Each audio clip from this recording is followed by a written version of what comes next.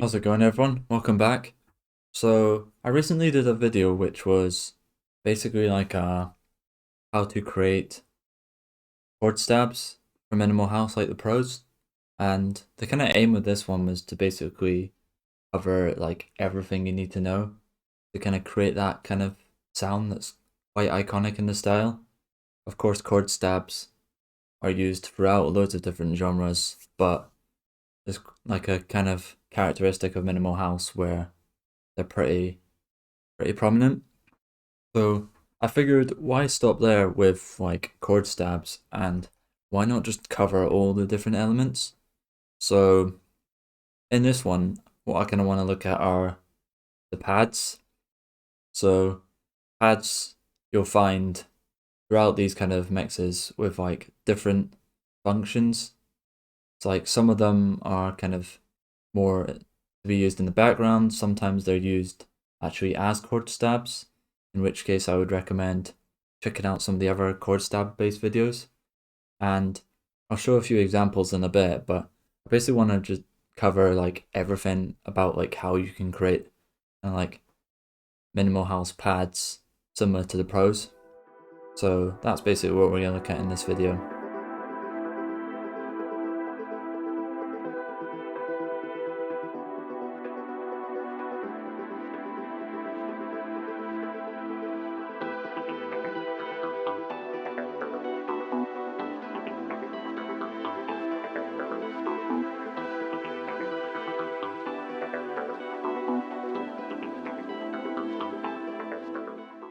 So to begin with, I think the best place is to kind of look at some examples of tracks that have utilized pads before. I tried actually looking through my playlist and it was quite hard to find like a really good example of a minimal house style track that utilized pads, but I found a few that kind of do the job. And I was saying about how they perform like different functions in the mix. Some of these examples are good to kind of demonstrate that. So up first we've got a Chris Stussy track, and this kind of highlighted section's basically the breakdown, where you'll tend to find a lot of these kind of pad sounds. So I'll just play it.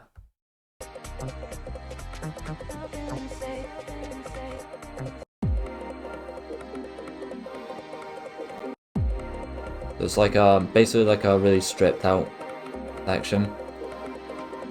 But then the thing this track does is in the drop, which my example doesn't, as you'll see the pads are down here, is it continues the pads into the drop to kind of drive it along.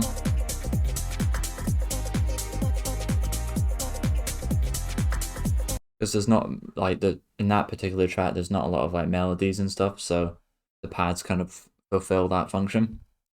That's kind of that one. The second one is this, and the breakdown's a lot longer in this example. Like here, like in my example, the breakdown is a lot longer. It's like a 32 bar one, I believe. 48 bars, but it was very rough example. Here, like 32 bars, and then the 16 before.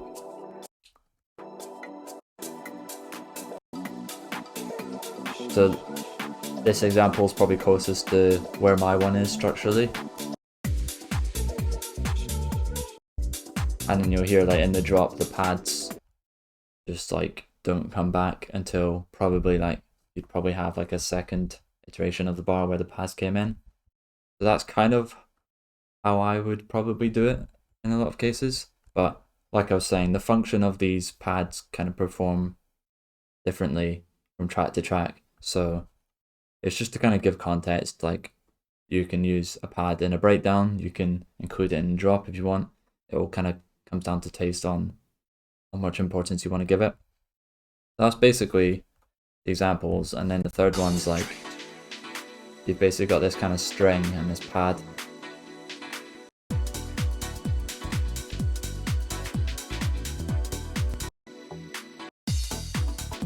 And then the string and pads taken out. So 3 completely different examples where you can basically just see what the job of the pad is. And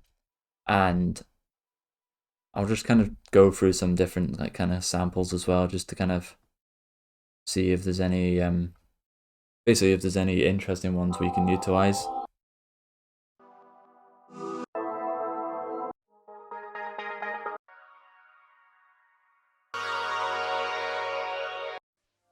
So you'll basically hear like how different loads of these are,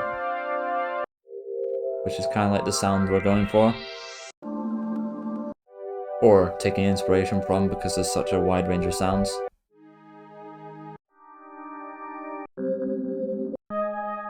And then I could probably find a better example. This is like the pad sample pack I did.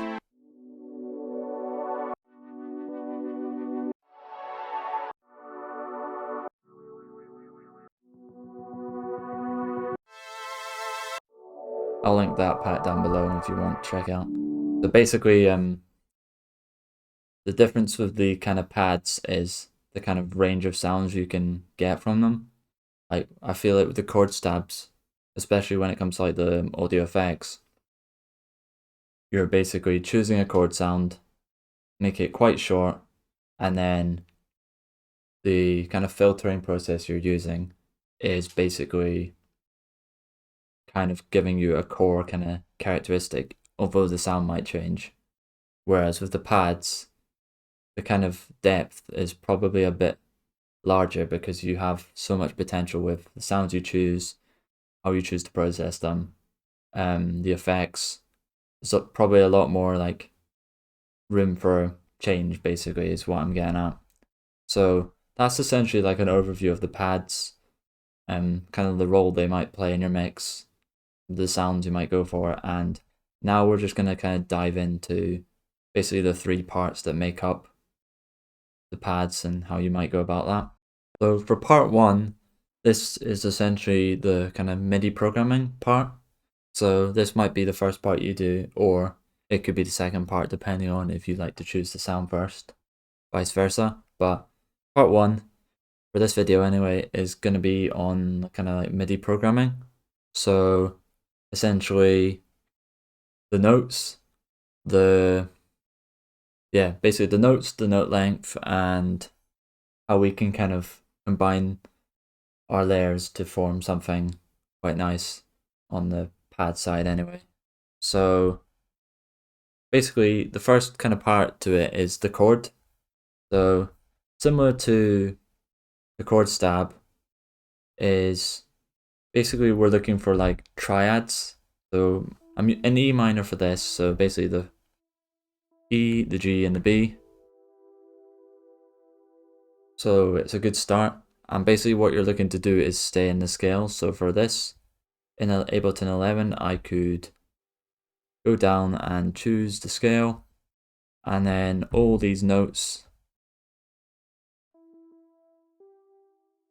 any notes that are in green are in the scale. So if you're not as sure about like music theory, this can be a good thing to try. And essentially just start drawing in like triads. So I've basically just drawn in here like 3 chords. I'll turn it up. I'll get rid of this automation.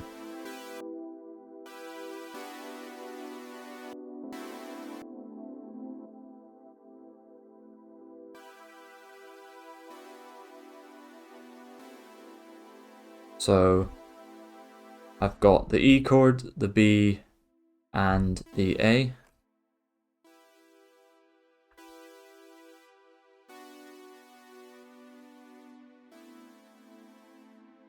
E minor, B minor, and A minor, all in the scale. So basically just writing in these kind of like sustained patterns tends to work really well. And that kind of brings me on to like note length. Like there's no specific length. Like with the stabs, you basically wanted it like really short and on the offbeats.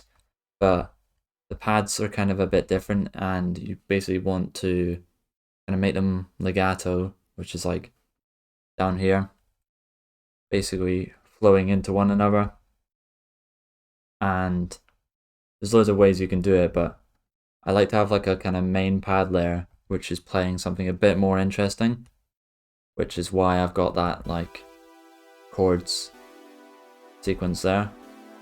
So any kind of like, you can have like a 4-bar chord sequence, but if you kind of think of it in terms of like 8 bars, basically take your listener on a journey across these 8 bars.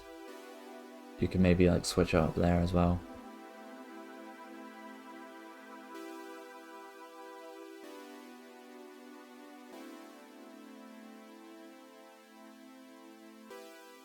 So you can start with these kind of triads, but you can also add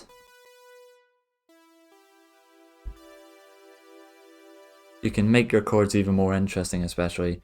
So I could add like 7ths, 9ths, 11ths. Another tip you can use if you're not so sure about these chords is the chord plugin in Ableton, which is just here. And you can basically see here you've got, I'll just try and find, you basically have to look for like minor 11th, minor 9th, minor 7th, which is basically just done what I've done. But you'd load it on the root note and it would play the full chord. So you could just draw in like a single line melody, which I'll actually get onto a bit further down here as I go down the layers. So that's essentially that pattern. I've kept it simple with just a triad because what I like to do is essentially have multiple pad parts which might merge into one.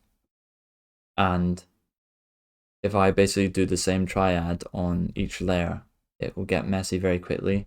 So what I like to do is I actually like to add like a separate layer which is playing, could be like the top line of the chord, which it is in this case, or it could be like a separate layer which is maybe playing that 7th note.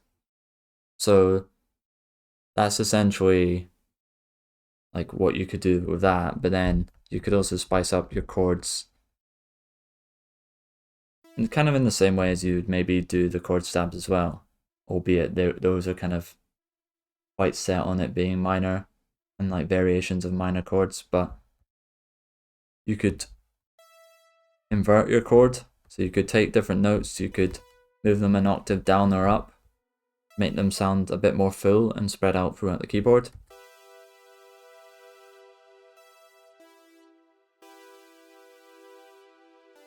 Maybe take that and move it up.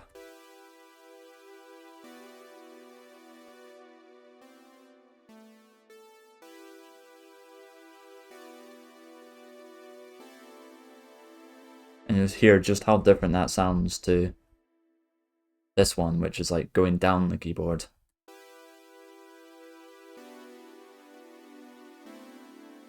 So very basic music theory, but you'll see just how well it works when you're using those different chords, the different chord types. And you can of course play around with the lengths. So my advice is generally just to get experimental, and as long as you're in scale, I'd emphasize that as like the main thing. Like if you know your kind of scales, that's fine. If you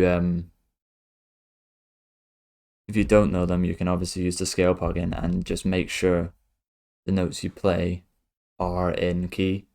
And if you want to have a jam, you could even load the stay in key device that's on our website that's free, which I recommend if you don't want to kind of worry about scales and that kind of thing. So you could use that device and basically have a jam and it will always be in key. So those are like different music theory hacks you can have, and that's essentially the kind of like MIDI, but I'll just go down just to kind of show like different layers and what you can do as well. So I've got this layer. So this is like a drone, and this element you could probably miss out, but it's quite nice to have like a pad layer, which is kind of like in the back, more in the background, and it's essentially just playing one chord, and it's just, that's all it's doing over like 8 bars.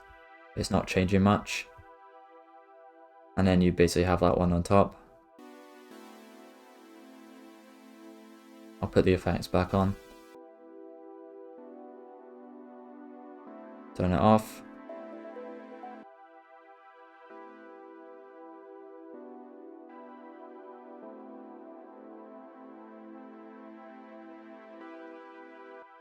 So it's kind of adding tension.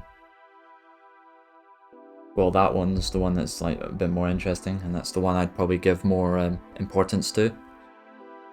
And then down here we have that single line, which is the pad. So the pad stab tutorial I did, where you basically drop a pad into the simpler, and I'll just kind of find the pack.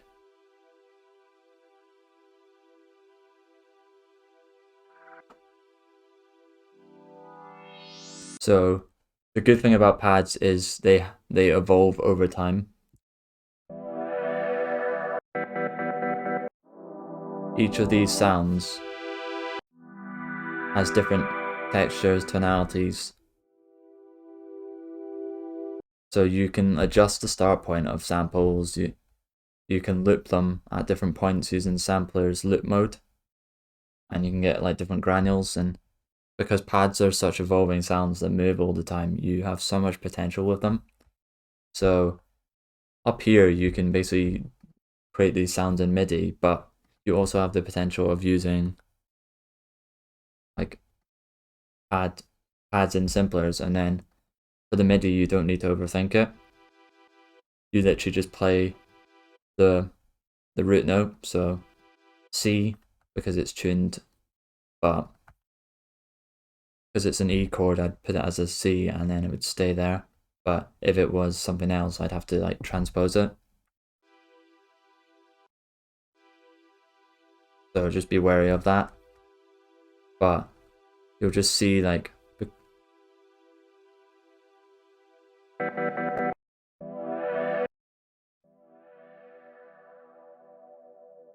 just the different textures and stuff. So for the MIDI with that, you never need to really overcomplicate it. And I'll move down, I'll skip that because that's a sample. This is the top line from the chord. So it's the exact same chords and rhythm and length of notes, but it's literally just playing the top.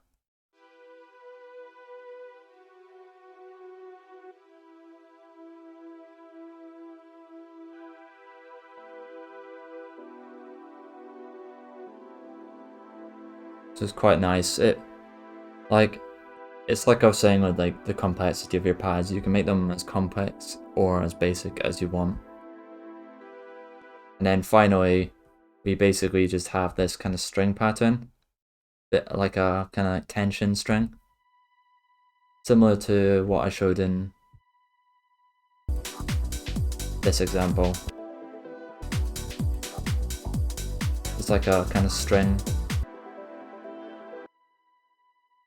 and it's like so quiet you can barely hear it, but it kind of helps to build up that tension. And this kind of section I'm showing is literally just a breakdown, but you do have the potential to kind of introduce it in the kind of second 16 of the drop as well.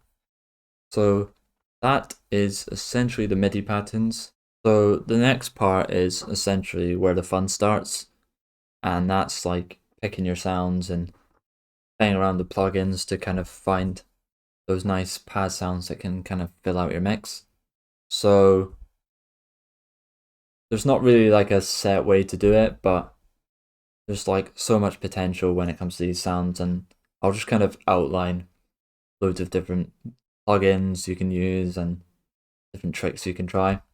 So I've already kind of outlined the kind of pad audio trick, where you're basically taking a full pad and basically dropping it into simpler, and if you play like a long note, you can basically play around with that sample and you can loop it as such. So that's one example. And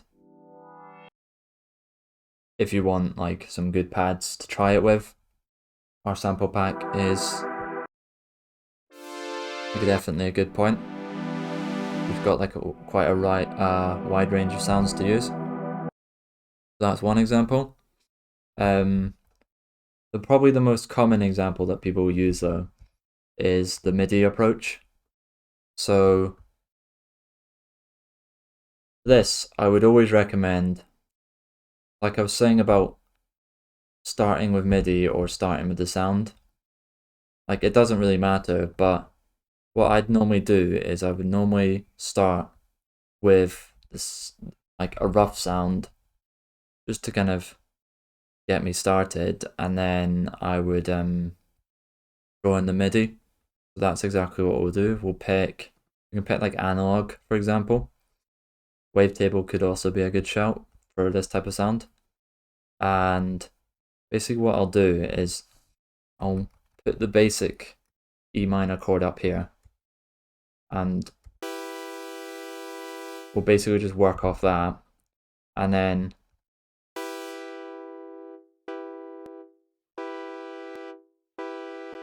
basically I'll just show how easy it is to get something usable.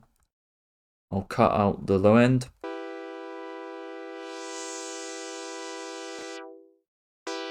I'll add some detune. You'll see it's already good. Maybe some vibrato. And then if I do like an extremely basic effect stream, I would normally do a bit of compression. And then maybe, what do we want? Let's go for like a modulation effect for us. Maybe we could have, I'd probably have to tend a little bit on the shorter side for the reverb because we don't want it overcrowding the mix. I'll just connect it to my keyboard.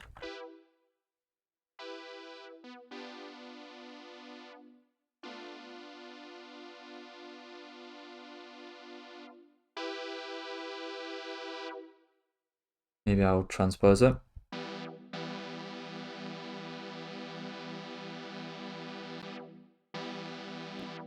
And then we can add an auto filter.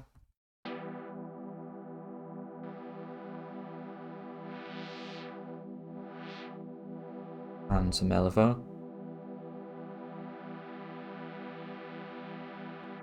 And that just basically shows you like you can quite easily get something usable with Ableton stock.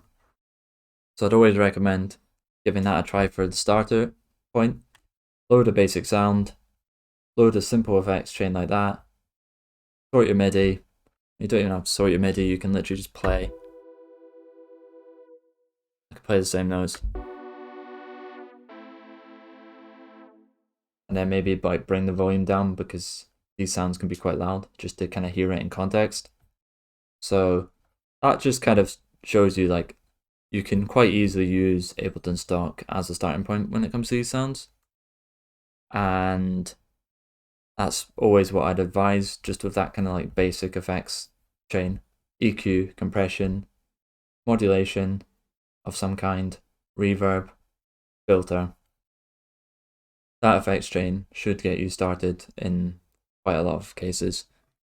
But if you don't want to use Ableton stock, you do have the option of certain plugins. So I'll do what I always do and run through some of my recommendations. The number one would be Diva. It's a very good like general purpose synth. And if I just I'll go to polysynth. With plugins, there's something you have to be careful of, and that is the MIDI you feed into some of these sounds, because some of these sounds are basically have multiple voices in them. So like there's some where you just have to play a single note, but there's others where you'd have to play the chord. And if you try playing the chord notes into patch, which is a chord, it sounds quite messy. So basically be careful on that, but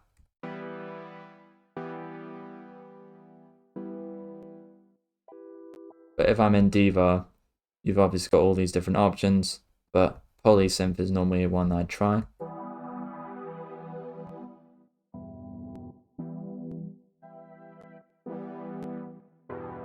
And it's got loads of different sounds that you can potentially use. And as you'll see, like when it comes to pads and those kind of sounds, like your options are endless. Like you can literally take orchestras, you can take vocal harmonies, you can take anything.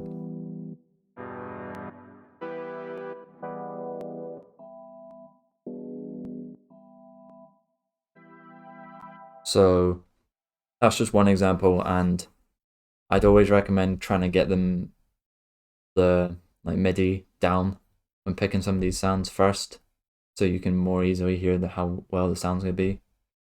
Because some of them, not all the presets will work with the chord you pick essentially, or the octave. So you can experiment at different octaves as well. Where I'd recommend our quick octave tool to quickly addition at different pitches basically. So you've got Diva. The next one I would recommend is Roland Cloud. They basically have a bunch of different plugins. Some of them might work quite well, but I'd probably recommend the Juno and maybe the Jupiter as well. But the Juno, obviously everyone knows like how good the Juno is, but it's got a few like decent pad presets. I'll maybe put it up an octave just because it's a bit low for a pad.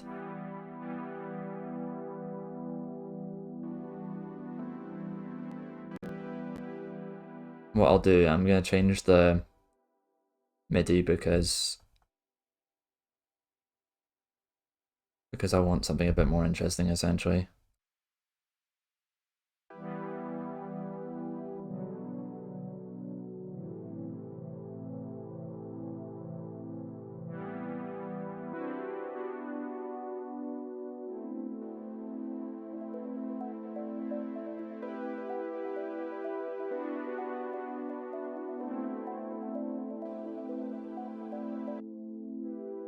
So the Juno is just such a nice synth,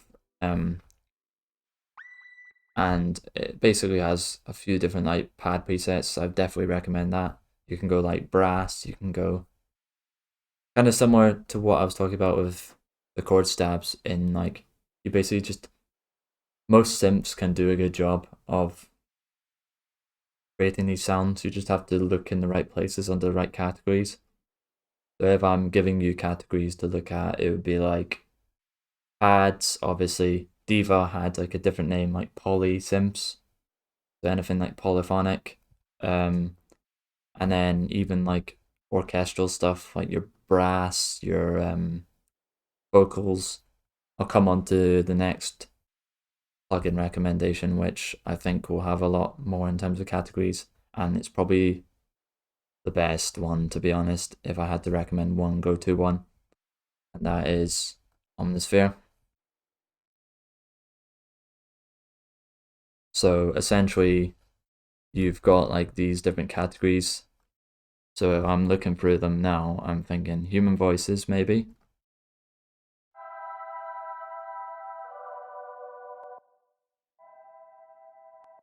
So your thinking shouldn't always just go to pads, like those synthy sounds.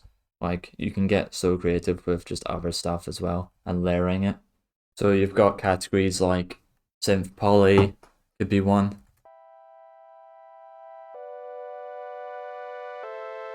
Textures, if you intend to maybe you intend to use your pads as like a textural sound instead. It all kind of comes down to the role you want your pads to play at the end of the day, but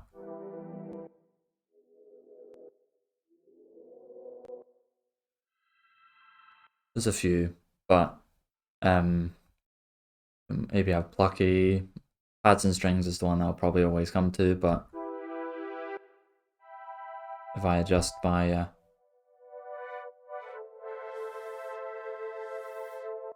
so basically it's all just different sound libraries at the end of the day. So those are kind of like my 3 main plugin suggestions to try if you want to cash out for them. Not cash out, cash in. I'm just looking through my other like favorites list. Nothing stands out to me for pads from there. Analog Lab maybe, because it's like a general synth. So those are kind of like the word that for plugins. My next kind of thing I kind of want to talk about is how to kind of layer these. So this kind of ties in with the MIDI in a sense, like I was saying about you've basically got different pads here. So I've got this pad layer here and got different instrument here with different effects, and then this, and then I've got and like a harmony down here, a string, all playing different lines. And I find this is quite a good way to do it. Obviously in Ableton you have the option if you want, which I've done for, I'll just mute that now. I've done it for this sound, where you can basically just, if you want to thicken up your sound, you can just start layering within like an instrument rack, which is a good thing to do if you want to basically use different sounds, picking up that kind of layer and keep the same MIDI, which is perfectly fine to do. But something else you can try, which I'd probably say is slightly easier way of doing it, is basically having, for each sound, having a different layer, which makes it easier to kind of mix, because these are basically as you're adding more pads are quite spectrum filling, so in turn they will add quite a lot of volume, hence the reason why they're down at like the -30s in like the volume here, why I've set them so low, because immediately when you add them they will take up volume, like I showed here with this one.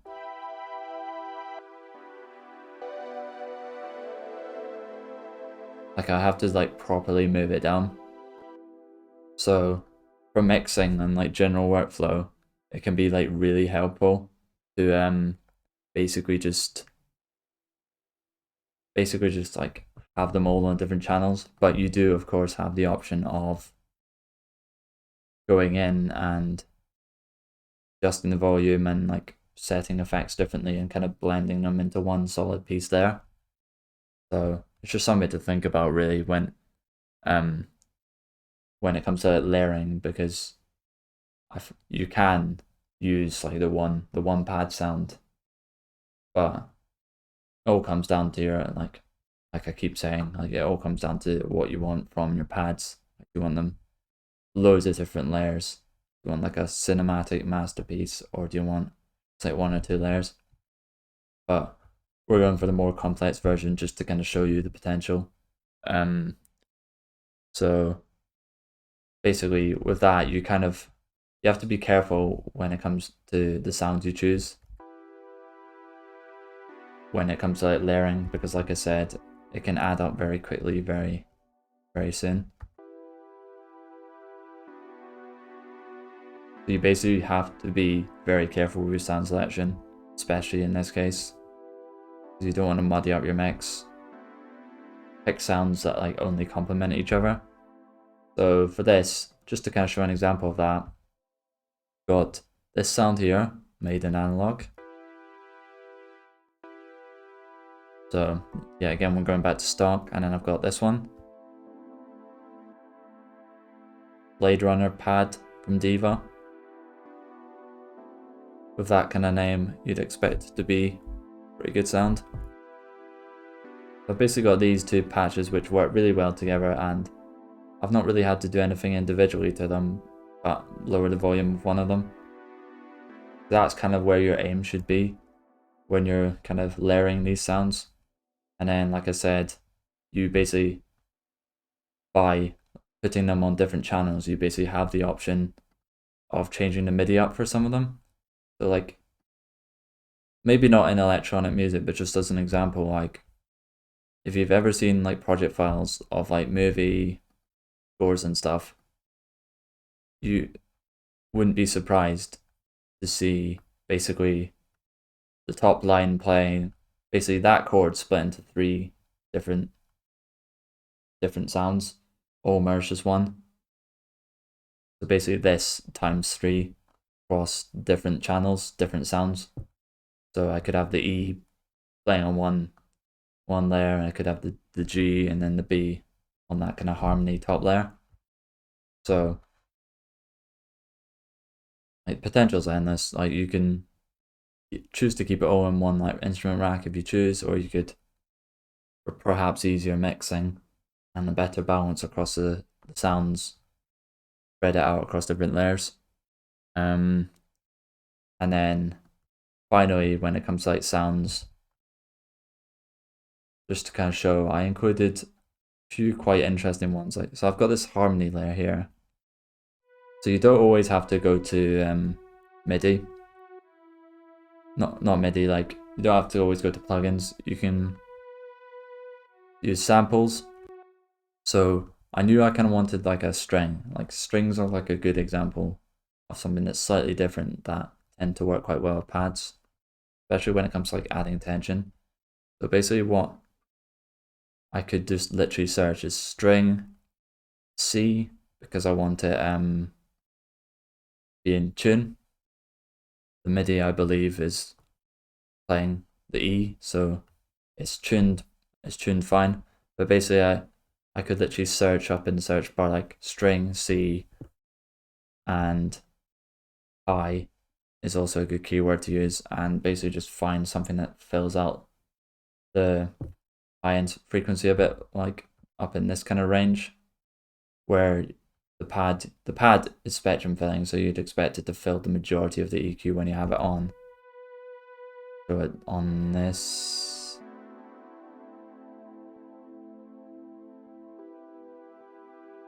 you'll see just how much it fills out. But if you maybe want to like beef it up with those strings,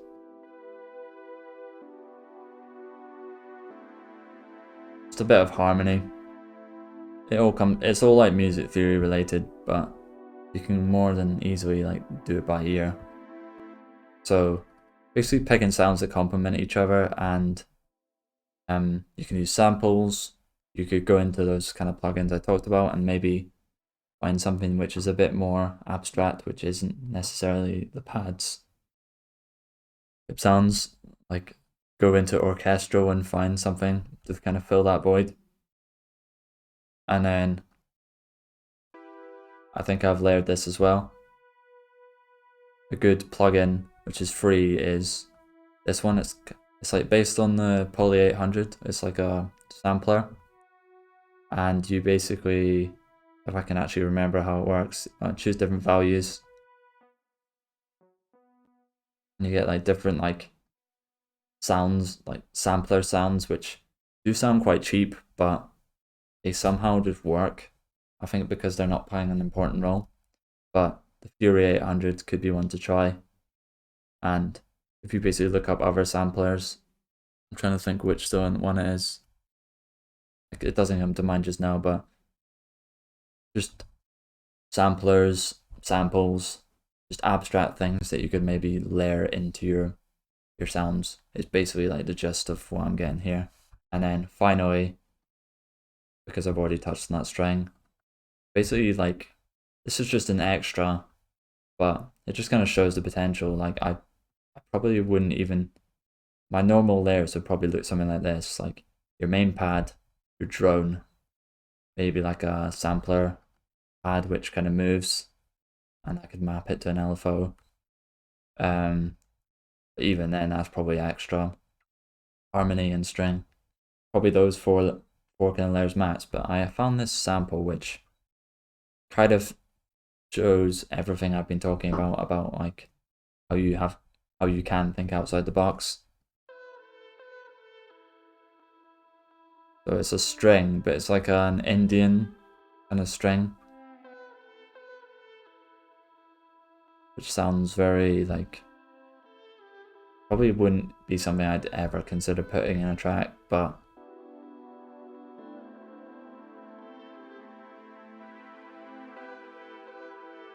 put the main automation on again.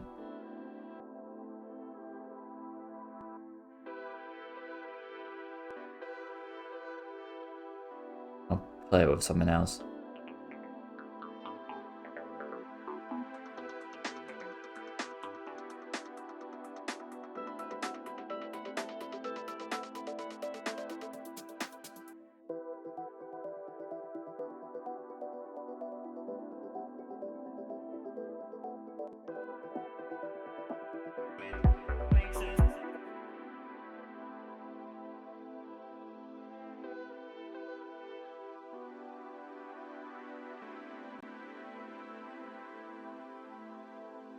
It basically just offers something a bit different, and that is essentially it for the sounds and like kind of like plugins. Like it all just comes down to like getting experimental, and because a lot of the time the pads are meant to just fit in the background of these kind of sound tracks. Maybe with the exception of like the Chris Stussy type example up here where the pads kind of continued into the drop because there was less going on in like the lead side. I think it's about striking that balance, like when you need these melodic elements. If your leads are if there's quite a lot of leads and that kind of thing going on, you probably don't need as much. You could probably settle on like just having a drone type pad.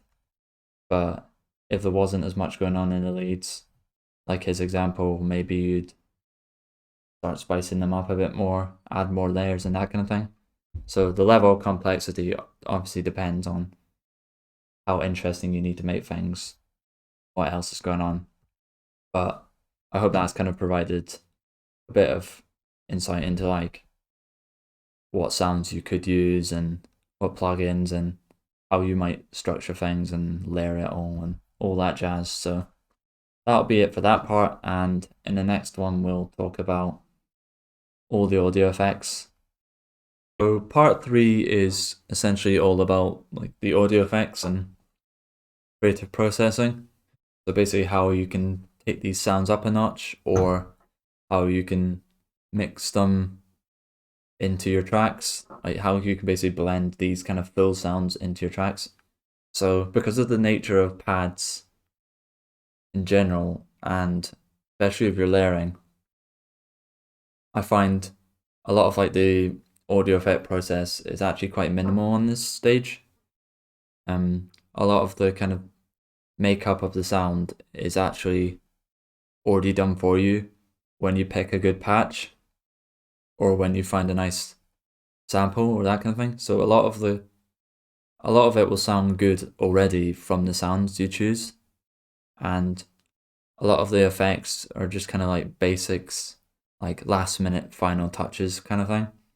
So as I've shown here, I showed when I did like the Ableton stock patch, I showed that kind of quick chain, and it's not really much different here at all. I've basically got the EQ cutting off. I'd probably do that in the majority of cases for pads, just because of the kind of frequency spectrum they work at. I find, and if in the majority of cases, I find that like below C2 just doesn't work for majority of like pad patches.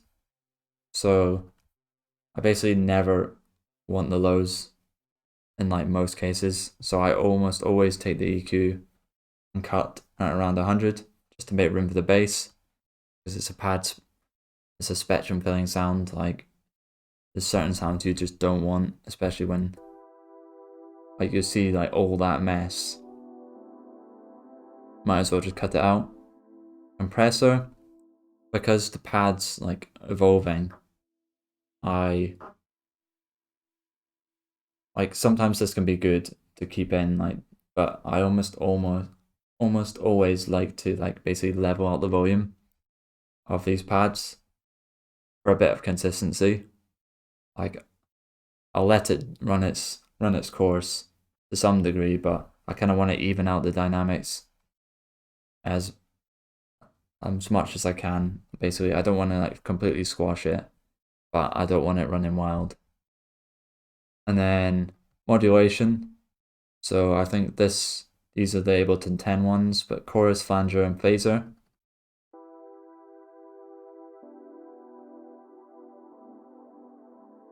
Chorus on a pad just always sounds good. Flanger is kind of like an interesting one you can try. I'll take the main one off as well.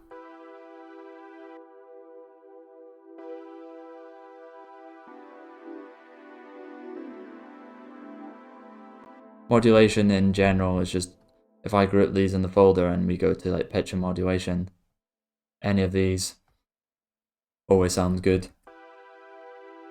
Phasers especially, because it kind of sends it back.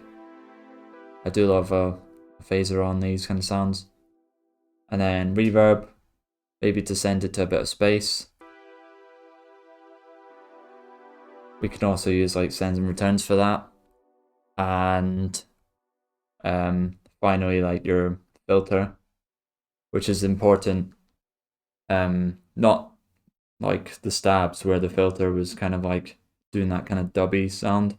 The filter in the role of pads is kind of to help it evolve, but also to strip it back. So I could have I'll just do it for this one.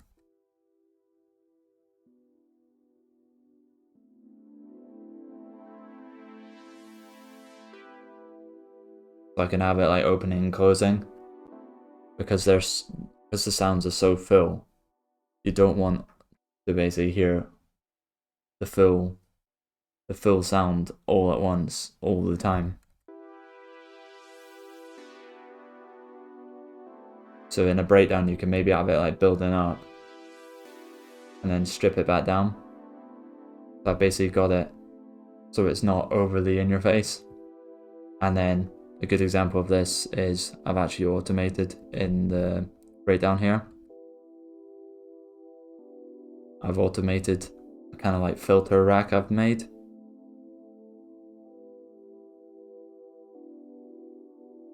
Here. Basically so you don't hear all the sounds at once.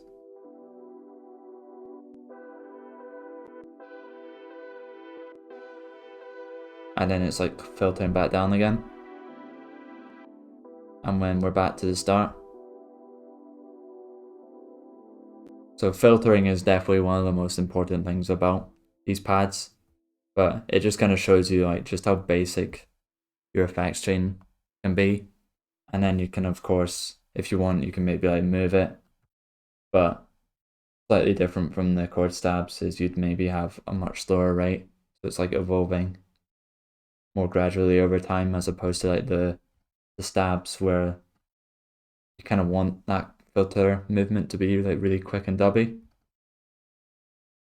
So it's quite easy to go between the two different sounds, as I kind of demonstrated, and I've demonstrated in other tutorials as well with regards using pads as stabs. But your effects chain is basically very basic, hence the reason I've more or less used the same chain on different ones. Or you could even, once you'd cleaned up a pad, using a bit of EQ, you could, from this point onwards, put it on the grip.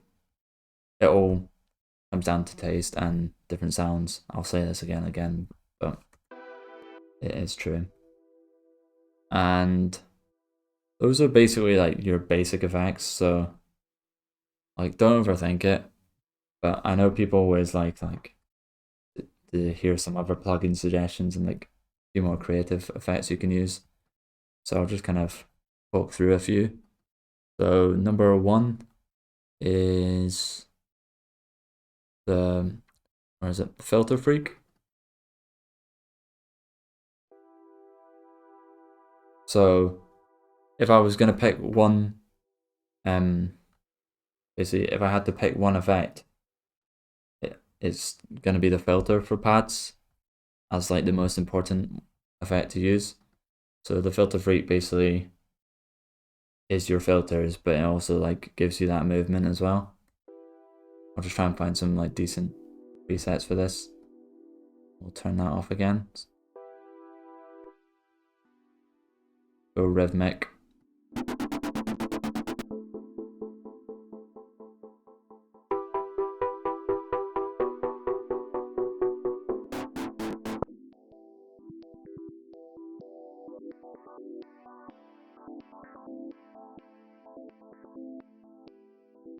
So it basically just gives you options to like strip down your sound. And that groovy step preset's quite nice on the majority of sounds, but this is quite cool. It's like rhythmic modulation.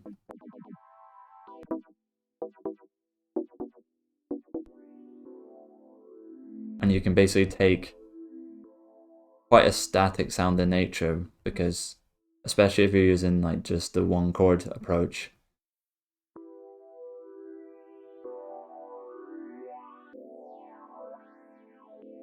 there's like loads of creative options you can use for that particular sound, and that's just one of them. The Filter Freaks one, similar kind of effect, the Tremulator, both of them are by Sound Toys.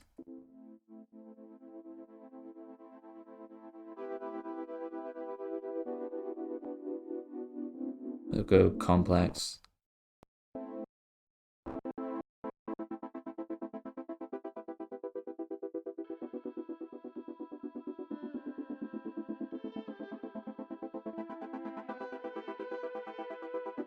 It's like a gated. So you basically have all these like options when it comes to like, when you've got these kind of full sounds that are playing throughout, like chopping them up and that kind of thing, and constantly moving filters is just a great way to kind of keep them interesting. And so you can use like gates as well for that. And then I've two more I like. There's so many options though, like it's actually mental when you think about it. This as a phaser, I was saying about like the modulation, I could just... This as a phaser is definitely one of my favorites. It's just like moving. You can maybe go like faster.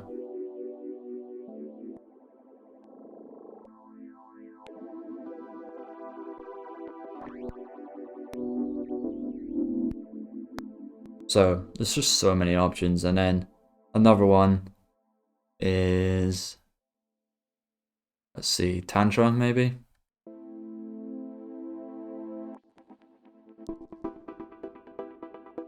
And this is like heading into like chord stabby territory. But it basically shows how you can work the other way. You can turn your pads into stabs as opposed to stabs into pads, and go the full circle. And that's essentially gonna be it for like the audio effects section and how I'd think about it. Basically, I wouldn't overthink it. I'd literally just be focusing on filters, but even before that, I'd just be focusing on picking good sounds, making sure the volume's right, layering the sounds together so they blend well, but also making sure they kind of fit in the context of your mix. So maybe like pushing the volume back, and then simply just cleaning the sound, both on the lows and basically having that filter on the highs to kind of strip away and like introduce. So there's not really much overthinking when it comes to effects, but I hope that's kind of informed you of like the basics, and then given you a few ideas of where you could maybe take that as well if you wanted to get more creative. So that's going to conclude this tutorial on how to create minimal house pads like the pros. I hope it kind of gives you a bit of insight into how to first program the kind of notes and a bit of music theory, and pick the sounds, where you can find the sounds, how to process the sounds, the whole process. That's essentially like the point of these tutorials, is basically to explain everything about how to create a certain sound, which in this case is perhaps less prominent in the genre, but still a big part nevertheless. If you found it useful, do me a favor and hit like, hit subscribe, because there's going to be a few more of these kind of tutorial element breakdowns. And be sure to let us know what you thought. If you want any video topics covered, leave that down below. And if you're interested, you can get various resources like the pad sample pack I referred to in the link below. So yeah, I'm gonna leave that one there. See you later.